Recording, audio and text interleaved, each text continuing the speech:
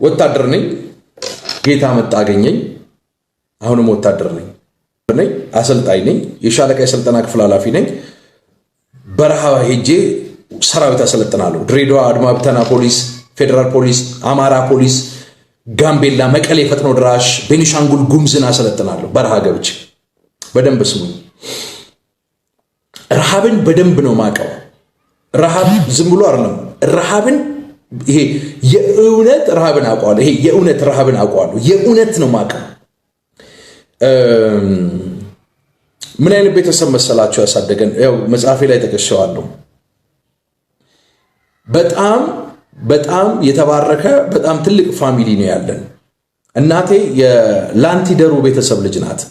ላንቲደሩ ማለት የእናቴና ጃንዌይ ኃይለሥላሴ የስጋ ዝምድና አላቸው። በጣም የቅርብ የስጋ የወይል ፋሚሊ ናት። ማዘር በጣም ትልቅ ፋሚሊ የላንቲደሩ ቤተሰብ ልጅ ናት እናቴ። በደንብ ስሙኝ ወገኖች። አባቴ በጣም የተወደደ ከዛ ደግሞ ድሬዳዋ ላይ በደርግ ጊዜ እርዳታ ማስተባበሪያ ድርጅት የሚባል ከዛ ደግሞ ያው በኢህአዴግ ጊዜ ኤንጂኦ ነው የሚባለው እና ኤንጂኦ ውስጥ ማርቼዲስ መኪና ድራይቭ የሚያደርግ ህዝብ ብለስድ የሆነ አባት። እኔ መጽሐፌን በልጅነቴ በሞት ላጣሁት ለአቶ ኪዳኔ መንግስቱ መታሰቢያ እንዲሆንልኝ ነው መጽሐፌ ላይ የጻፉት። አባቴ ለኔ የአባትነት ልክ ነው፣ የፍቅር ልክ ነው፣ የወንድነት ልክ ነው፣ የጨዋነት ልክ ነው። አባቴ ለኔ ሁሉ ነገሬ ነው። ትልቅ ዩኒቨርሲቲ ነው። ትልቅ ይሄ አባትነትን ያየሁት በአባቴ ነው። እኔ አባቴን የምወድበት ፍቅር አምሶሪ እንትን መረበሽ አልፈልግም እንጂ ሰስ ማይቲ ነው። የመጨረሻ ደግ፣ የመጨረሻ ቅን፣ የመጨረሻ አባት ነው የኔ አባት።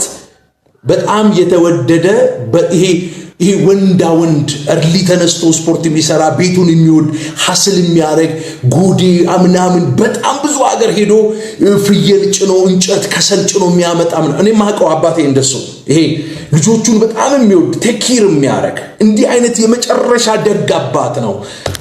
ሰደል ያጣ ነው በሞት ማለት ነው። እና በጣም ነው የምወደው። አይዊሽ አባቴ ኖሮልኝ ቢሆን እኔ እንዲህ አድጌ ትልቅ ሰው ሆኜ አግብቼ 20 ዓመት በትዳር እየኖርኩ የሁለት ልጆች አባት ሆኜ አባቴ አይዊሽ አባት ያላችሁ ሰዎች አባቶቻችሁን አክብሩ። እሺ በቃ አባት ነው፣ በምንም አይተካም። ለአባት መስጠት የሚገባንን ጀኒውን የእውነት የሆነ ፍቅር እንስጥና አንዳንድ አባቶች ያላቸውን ሰዎች ሳይ አባት ከጎኔ አባት ስለሌለኝ አይፊሊም ባድ በጣም ልቤ ይሰበራልና የስጋ አባቴ ሉዝ ባደርግም አምላኬ ግን እግዚአብሔር የእውነት አባት ሆኖኝ እናት ሆኖኝ እህት ወንድም ሆኖኝ እዚህ ደርሻለሁ። እግዚአብሔርን እጅግ አድርጌ አመሰግናለሁና ይሄ ወናውዝ በጣም ቲኔጅ ሆኜ ሲሄድ ይዞኝ ይሄዳልና መንገድ ላይ የወደቀ ሰንበዲ ሲያይ እንደዚህ ልብሱን አውልቆ አልብሶ ይሄዳል። ዛሬ የማደርገው ነገር እኔ ከአባቴ ያየሁት ነው። ኦኬ ሄዶ የሆነ ቦታ የሆነች ነገር ገዝቶ ይዞ አምጥቶ ለሆነች አንጀቷ ተጣብቆ ልጇን እያጠባች ላለች አንድ ምስኪን እየተራበች ድሃ የሆነ ነገር አምጥቶ ሰጥቶ ያልፋል። በዚህ በብረት አይኔ ያየሁትን ነው የምነግራችሁ። እና ይሄ ቤተሰብ ቋንቋው የተደበላለቀ የመናፍስቱ ዓለም መንግስት አቢዩዝ አድርጎት ይሄ ቤተሰብ ተለያየ፣ ተፋታ። እናትና አባቴ ተለያዩ፣ ተፋቱ። በፍቺ በፍርድ ቤት ደረጃ ማለት ነው። ጥጋብ የነበረበት ቤት የረሃብ ሲኦል ሆነ፣ የረሃብ ቤት ሆነ። ለብዙዎች የሚቆረስ ነገር የሚወጣበት ቤት እንጀራ የማይጋገርበት ሀያሌ ወራት መጣ። ሰይጣን አመሰው ቤቱን። ምድረ በዳ ሸለቆ ረሃብ መጣ እና 8 ያፈል ተማሪ ሆኜ ሲለያዩ እህትና ወንድሞቼን እናቴ ይዛ ወጣች። አዲስ ከተማ የሚባል ሰፈር ተከራይታ ይዛቸው ወጣች። አባቴን በጣም ስለምወደው የሚመጣው ነገር ሁሉ ከአባቴ ጋር ለመጋፈጥ አባቴን መረጥኩ። በሽምግልና ማንን ትመርጣለህ ዮናስ ሲሉኝ እኔ ከአባቴ ጋር ነው መኖር ፈልገው አልኩ። አባቴ አላፍይም በቃ ማለት የመጨረሻ ስሜቴን ተቆጣጥሬ ነው አሁን ዛሬ ማወራችሁ። ስለ አባቴ ባነሳው ቁጥር ኡኡ ነው ምለው ኡኡ አባቴ ጋር ሆንኩኝ። ሰራተኛችንም የቤት ሰራተኛ ትታን ሄደች። እኔና አባቴ ቀረን። ወንድ ነው፣ ኪችን ገብቶ አብስሎ የሚያበላኝ ነገር የለም። ተማሪ ነኝ። ከትምህርት ቤት ስመጣ እያለ እና ባለቤቱ የኔ እናት ወይዘሮ አስካለ ጥላው ስለሄደች ማላቀው አይነት ባህሪ አባቴ ላይ እየመጣ እየተበሳጨ እያዘነ ፊቱ እየጠቆረ የሌለው ባህሪ እያመጣ እየጠጣ ይላል። ማታ አልጋ ላይ ይላል። እንቅልፍ አይወስደኝም። ምን ያህል አይምሮ እንደሚረበሽ፣ ምን ያህል የልብ ስብራት አባቴ እንደገጠመው፣ ምን ያህል እንዳዘነ፣ ምን ያህል እንደቆሰለ፣ ምን ያህል የኔ ደግ አባት ወይኔ በኖረልኝ ዛሬ እንደ ልዑል ነበር ማኖረው። በዛ በልጅነት እድሜ የሚወዳቸው ልጆቹን ይዛበት ስትሄድ እናታችን እየጠጣ ስክር ብሎ በቃ ለሁላ ሽንቱን እስኪ ስት በቃ ከሰው ተራ ወጣ። ያ የተከበረ ሰው፣ ያ የሚያስፈራ፣ ያ ሞገሳም ሰው፣ ያ ማርቼዲስ መኪና ያሱት ለብሶ ዘንጦ የሚወጣ ሰው፣ ያ ጠዋት የለበሰውን ምሳሌ በላ ቤት ሲገባ ሸሚዝ ደግሞ ለብሶ የማይወጣ ያ የተከበረ አባት በቃ አያ ሰይጣን እንደዚህ ነው ያደረገን። እና አይ ሪሜምበር አንድ ጊዜ ከትምህርት ቤት ከከዚራ ወደ ቤት እየመጣው ልክ ሰፈር አካባቢ ሲደርስ ክሊክ አረጋ ሄምሮ ለካ ቤቱ ባዶ ነው፣ የሚበላ የለም። ብዙ ጊዜ ተናግሬዋለሁ፣ ሰምታችኋል። መጽሐፌ ላይም ጽፌያለሁ። ተመልሼ ወደ ግሪክ ካምፔር ኩኝላ የሰው ቤት አንኳኳ። ዩኒፎርም ለብሻለሁ፣ ቢጫ ነው ከላይ ዩኒፎርሙ። 8ኛ ክፍል ተማሪ ነኝ። ከስር ደግሞ ውሃ ሰማያዊ ነው። ደፍተሬን ይዣለሁ። እንደዛ አንኳኳ። ሙስሊም ሰውዬ ነው። ከፍቶ ሲወጣ አይ ተማሪ ነኝ፣ ዩኒፎርም ለብሻለሁ፣ ደፍተር ይዣለሁ። ምን ሆናል ሲለኝ ርቦኛል አልኩት። ርቦኛል ሳልበላ ቁርሴን ሳልበላ ነው ትምህርት ቤት የሄድኩት። ርቦኛል፣ የሚበላ ካለ ፍርፋሪ፣ የተረፈ እንጀራ ፍርፋሪ ካለ ስለ ራበኝ ነው ስለው ቢስሚላህ ያለ። ቢስሚላህ ወይኔ ልጄን አፈር በበላው። ና ግባ። ወደ ቤት ይዞኝ ገባ። ድሬዳዋ ይሄ ለታሪክ ማውራው ነው፣ ነገ ከነገ ወዲያ ማውራው። እንዴት በዘመኔ ሁሉ ሰዎችን ለማብላት፣ የወደቁትን ለማንሳት፣ ሰዎችን ለማገዝ፣ ሰዎችን ለመርዳት በኔ ህይወት ውስጥ ምን ያህል ሐሻራ ሰዎች እንዳስቀመጡ ነው የምናገረው። ይሄ አንዱ አባቴ ነው። አንዱ ይሄ ሙስሊም በብሔርም በቋንቋም በሃይማኖትም በአስተሳሰብም በአይዲዮሎጂም ከኔ ጋር እንዳልሆነ ሰውዬ ሰውነት ግድ ብሎት ቢስሚላህ ያላይቱ ቢስሚላህ ና ግባ ልጄ ብሎ አስገብቶ ልጆቹን ሰበሰበ። ሚስቱን አመጣ። መጅሊስ ነው ቁጭ አለ። ጠራቸው። ሱማሌ ነው። ጠራቸውና የሚበላ አንቱ አለ። የሚበላ መጣ። ከዛ ስም ማን ነው አለኝ። ዮናስ ባለ የሰበረ ገንደቦዬ። እናት የለህም አባት የለም? ኧረ አለኝ። እናቴም አለች አባቴም አለ፣ እህት ወንድሞች አሉ። ትልቅ ቤተሰብ ነው ያሳደገኝ። የተከበረ ፋሚሊ ነው። ነገር ግን ቤተሰቤ በመለያየታቸው ምክንያት ቤታችን እንዲህ አይነት ነገር ተፈጥሯል።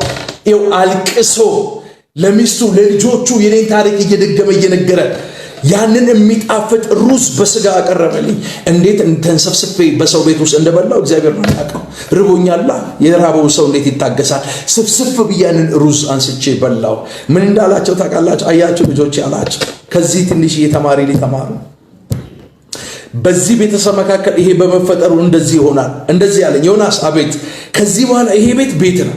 እኔ አባት ነኝ፣ እሷ እናት ናት። እነዚህ እህት ወንድሞች ናቸው። በራበ ሁሉ ጊዜ በተራብክ ጊዜ እየመጣ እያንኳኳ እየገባ ብላ አደራ፣ በአላህ ይዤሻለሁ፣ በአላህ ይዤሻለሁ አደራ። ይሄ ልጅ በመጣ ቁጥር እንድታበይልኝ አላት ለባለቤቱ። እሺ አለችው ባለቤቱ። እኔ በላው፣ ጠገብኩ፣ ደስ ብሎኝ አመስግኝ እግዚአብሔር ይስጥልኝ ብያቸው ተነስቼ ወደ ሰፈር ሄድኩኝ። አንድ ነገር ልበላችሁ። እግዚአብሔር ያንን ከተማ ላይ ወጣው። በምድረ በዳ አለፍኩ፣ በወታደር ቤት አለፍኩ። እግዚአብሔር ጎበኘኝ፣ ቀንበር ተሰበረ፣ እስራት ተበጠሰ። እግዚአብሔር ታሪኬን ቀየረ፣ የትውልድ አባት አደረገኝ። ልክ እኔ የትውልድ አባት እግዚአብሔር ሲያደርገኝ በራሴ ስቆም እግዚአብሔር መባረከን ሲባርከኝ አንድ ነገር ማድረግ ጀመርኩኝ። የወደቁትን ማንሳት፣ የተራቡትን ማብላት። ታውቃላችሁ 7 ዓመት ሙሉ በጎዳና ላይ ወላጅ አልባ ሕፃናትን፣ አረጋውያን የሚጦራቸው ያጡትን፣ ታማሚ የሆኑትን እያነሳው እየደገፍኩ እያበላው እያጠጣው በ7 ዓመት ውስጥ አንድ ነገር ሳይጎልብኝ የተትረፈረፈ ህይወት የተባረከ ህይወት 14 ዓመት ሙሉ ያው ስለምታውቁኝ ነው ይሄን የምናገረው የምኖረው የወታደር ካምፕ ውስጥ ነበር because I'm a soldier የወታደር ካምፕ ኮልፌ ፌደራል ፖሊስ ፈጥኖ ድራሽ ካምፕ ውስጥ ሽንት ቤት የለውም ሻውር የለውም አስተውሉና ስሙኝ እህት ወንድሞች እናት አባቶች በተለይ ልጅ ወለዳችሁ ባለ ትዳሮች አደራችሁን በሰማይ አምላክ በሕያው በእግዚአብሔር ስም አምላችኋለሁ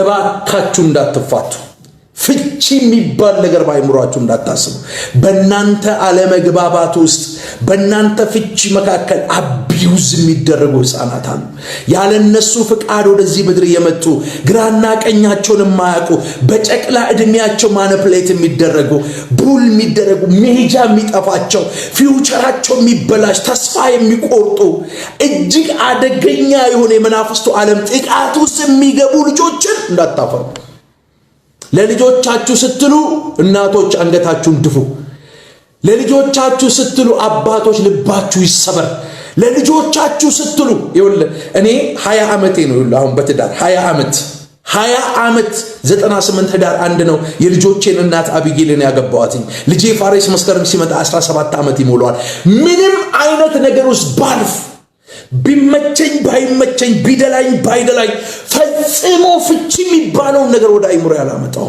ለልጆቼ ስለ አንገቴን እደፋለሁ ለልጆቼ ስለ ሰበራለሁ ለልጆቼ ስለ ከሰው በታች ሊሆን ይችላል ለልጆቼ ስለ ጫማዬ ሊንሻፈፍ ይችላል ለልጆቼ ስለ እንደ ሻማ እየቀለጥኩ ባይመቸኝም ለልጆቼ ስለ እኖራለሁ በምንም ውስጥ እኖራለሁ በቃ ፍቺ የሚባል ለምን በእኔ ህይወት የደረሰው መከራና ስቃይ የደረሰው እንግልት ሁሉ ከፍቺ ጋር በተያያዘ አደራችሁን እንዳትፋቱ